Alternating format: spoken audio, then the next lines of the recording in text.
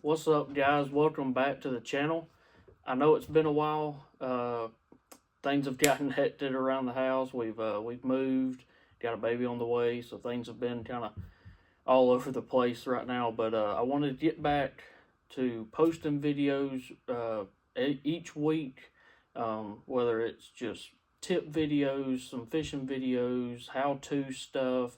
Want to get back to posting, interacting with y'all, and just want to have a good time. So I wanted to do a video today on jigs, and it's a simple video.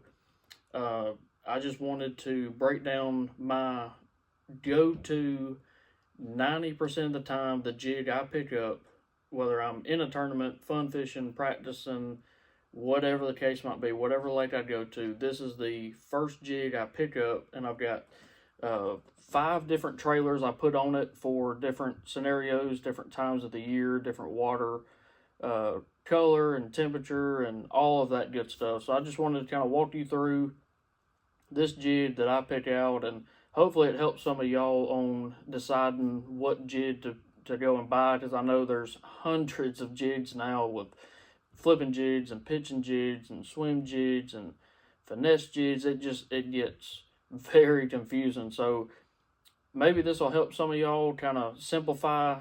Hey, I want to go and buy one jig. This is the one that I recommend you going and buying. And this is from Dirty Jigs. This is the Matt Herren flipping jig. And this particular one I'm going through today is the 1/2 ounce. And I'll get into a little bit on weight sizes later on. But for right now, this is the 1/2 ounce Matt Herren flipping jigs from Dirty Jigs. And what makes this jig so good to me, right out of the pack, you've got a 5/0 VMC hook in it, super sharp, super strong.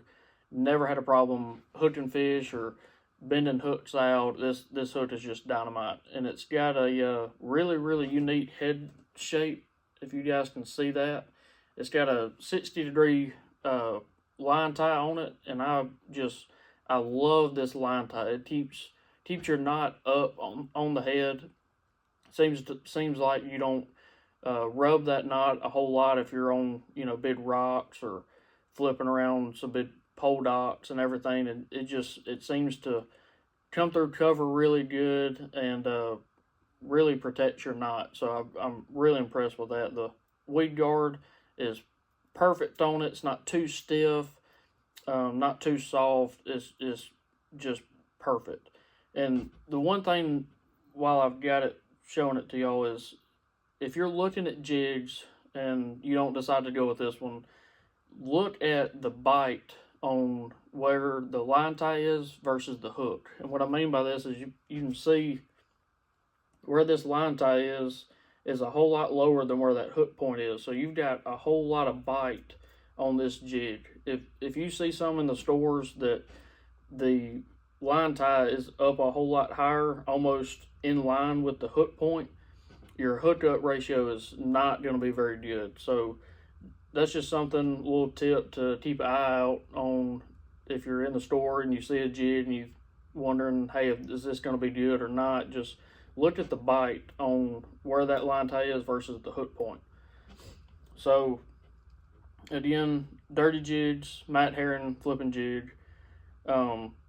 This is what I pick up 90% of the time. This is just my confidence. You can do a whole lot with this bait. This is a full-size jig, but to me, you can modify this jig to make it compact, just a real small presentation, or you can go a full size. And just for this one I'm holding right now, I've trimmed that skirt up a whole lot, put a small trailer on it to make it just a smaller package. Or you can take this jig and not trim anything and put a full-size plastic on it, and you get the benefits of a full-size jig. So it's just a really versatile jig in that aspect, where I can do multiple things with it. And that's just why this is my go-to. I've got a box full, nothing but Matt Herren flipping jigs. Like I said, guys, this is it's one of those baits you've got to have, and this is just my confidence. So All right, for starting on the first one, this is one that I'm going to throw early in the year, colder water, pre-spawn. This is a bait that's not going to have a whole lot of action. It's just the profile is perfect. It's a full-size bait, and it's the Yamamoto 4-inch yomama. It's the bid bite. I'm sorry, the bid bite yomama, the 4-inch version. This bait is a perfect beaver style bait. It's got these big little, flappers on it. Like I said, this is a full size profile. Don't trim the skirt. I do trim the beaver off just a little bit to thread it on. But you can see this is just the full size profile and no action. It's gonna have a slower fall. It's just the presence of a big crawfish, big bluegill, whatever it is you're trying to imitate. Just a perfect presentation of a bigger style bait. The next one is very similar in the no action, slower fall, same time of the year. I'm going to throw the yomama is the Berkley power bait power chunk. It's a if you guys hadn't tried this one out, it is awesome. The match scent, I believe, really helps. This is another one. Don't trim the skirt. It's going to be a full size profile again. No action. You do just hook this one on instead of threading it. Really like this one. Flipping those deeper bluff walls, flipping the deeper docks with it, going down seawalls with it. This is not going to be one that I really drag. This is just going to be a vertical presentation. Flip it in, give it a few hops, and reel it up, do it again. Really a good chunk trailer for that. The next one, giving you a little bit more action. If you make it have action by itself, it doesn't have action, but it's the Zoom Super Chunk. I'm sure a lot of people have got these at their house, but this trailer here, I thread it on. I trim the skirt up just a little bit, and this is one of those trailers that once we get into the spawn and post spawn, this is probably going to be the first trailer I pick up if I've got any kind of color in the water.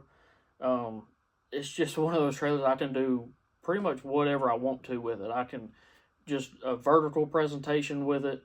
I can hop it around and give it a whole lot of action. I can drag it around, and you can just do a whole lot with that Zoom Super Chunk. And what's great about this one compared to some of these, bigger style trailers is it doesn't have a whole lot of plastic on it, so you're going to get a real natural, little bit faster fall than the bigger chunk trailers that I showed you. So just all around, this would, if you had to have one, that's the trailer that I would go with. It's just really a good, versatile, all around trailer. The next one is for once you get kind of later on in the year, those fish are a little bit more active. Your water temps have gotten on up, in the mid 60s, and fish are feeding and just doing their thing. It's the Strap King Rage Crawl. And this trailer right here just has a ton of action. It's got these big claws on the back of it. Really moves some water. I do cut about 1/4 of an inch off the top and thread them on. I'll trim the skirt up just a little bit, just so it don't interfere, with those big flappers on the back there. But this is one of those trailers. Again, I can flip it, just vertical. I can drag them. I can swim it. I can just do whatever I want to with that, and those legs are just gonna kick all over the place. This is one that's if you've got some stained water, it just works tremendous. Just moves water. I mean, it's incredible the amount of action that Rage Crawl has got. The last one I've got is probably one of my personal favorite ways to throw this jig, and it's with the Strap King 3.5-inch scound bug on the back. And what I do with this is I trim that skirt way on up, right just below the hook point, and I even cut just a little bit, about a quarter inch or a little bit less of the scound bud, and I thread it on, and you can see how compact that jig. And this is still a 1/2 ounce jig, and this, guys, when I tie this on, I know I'm about to get a bite somewhere because it's a bite size profile.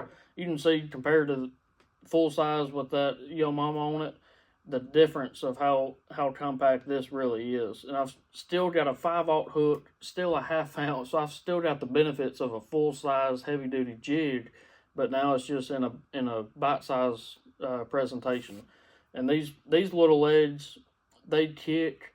Not as hard as the Rage Bud does, but they still kick, so I can swim this, drag it, skip it up under docks, do whatever. But, if I'm going to a lake that I know's maybe it's a little bit deeper, some clearer water, maybe it's some pressured fish, maybe hey, a lot of guys around you are throwing jigs, and you want something to go behind them and get bites, this is your guy right here. All right, so now that we've gone through all 5 of my personal favorite trailers, I'm going to go through, the colors I like to select, the weight sizes I normally go with, and then line, and finally we'll wrap up with 2 rods that I throw most of the time with these. The color selection on jigs, I like personally to keep it simple. I keep some sort of brown green pumpkin hue, keep a black and blue hue, and then your alternatives is something with some orange in it for the fall, and something with some blue in it to imitate some bluegill. And that's really it. I mean, you can see my box right here. Those are the jigs I throw, and it's literally 4 colors, and I've just got a ton of them. I've gotten to where, me personally, I don't like to mix up colors of the jig as much as I do the trailers. It keeps it simple. I'm able to just go into my tackle store or order on Tackle Warehouse, and I know, hey, I need a brown jig, and if I want to mix up colors, I'll do it with my trailers more often than not than my jig. It's just way easier to say, hey, let's throw a brown super chunk on the back of this jig and go to work. And if I feel like, hey, I have one that spits up a crawfish and it might have a little bit of red in it, well, I can go and get a green pumpkin red chunk, throw it on the back of it, and now I'm imitating exactly what they're feeding on. So that's just something I like to do. I don't like to go chase down all the different colors that you can go absolutely mad chasing colors down. That one is actually the brown craw from Dirty Jigs. I believe this one's the Alabama craw, and I'll put all this stuff in the description of the exact colors, the exact jig, all of that, so you don't have to worry about that. Like I said, that's green pumpkin blue, and one of my favorite black and blue jigs is the this is their old school style, and I believe this is just maybe flipping black and blue. It's not quite hematoma, but it's I'll have to look it up exact color, but it's kind of a dulled down version. Don't have any kind of flake in it. Super good color. Line size. 90% of the time, if I can get away with it, I'm gonna throw 17-pound Seagar red label. And the reason being, I feel like I can get more bites with 17. The Seagar 17-pound is plenty strong enough to still hit those fish as hard as you want. You got a super sharp hook. You don't need a broomstick to get these jigs sent home. So like I said, if I can get away with 17, I'm gonna throw 17. If I know, hey, I'm not fishing around a bunch of real nasty, just real thick laydowns, or I'm around a lot of snaggy docks or anything like that, I'm gonna throw 17. Especially with the smaller compact version, I'm gonna throw 17 because I can just make that bait just way more natural. I can fish it a little bit deeper. It's just all around a whole lot better for me. But if I know I've got muddy water, I'm fishing extremely shallow and around a lot of nasty stuff, I'll bump up to 20-pound Seagar Red Label. Still casts good. It just gives you a little bit more oomph behind that jig. You don't have to worry so much about breaking off. But that's the two lines I swap back and forth on. 17 or 20, either one of those, you're going to be fine.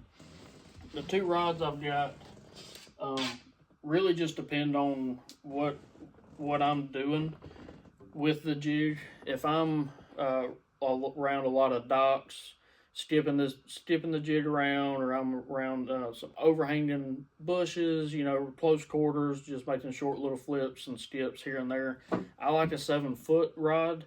I'm a little bit shorter, so a 7-footer is easier for me. Kind of pitch it and skip it and do all that good stuff. But this is a 7-foot heavy fast action. Both of these are fast action, but this is actually the G Loomis GLX. You don't have to have this high end of a rod, but any 7-foot heavy fast action, you want a little bit of tip to, especially if you're skipping this bait, you want a little bit of tip to roll that jig up under the docks or up under the bushes. But that seems to me to work really, really good. If you're a shorter guy, try out a 7-foot heavy fast, and you should be really impressed with it. The other one I like to throw is a 7.5 heavy fast action. This is a Shimano Zodius. Super nice rod, super lightweight, super sensitive. Just an incredible rod. But if I'm, say, going down bluff walls and I'm just pitching, just making vertical presentations on things or flipping in laydowns, not really, don't have to worry about skipping up under things. I'm just literally going down the bank, flipping and pitching this jig. I love the 7.5. It gives you that much more length to get those fish out of cover, and to pick up line when those fish eat it and take off. So the 7.5, I really like that for that presentation. So that wraps up this video. I hope y'all guys got something out of it. Like I said, I wanted to do a simple video of the jig that I would recommend anybody to go buy. If they had to go buy one today, it would be the Matt Herren flipping jig. So thanks again, and we'll see y'all guys on the next one.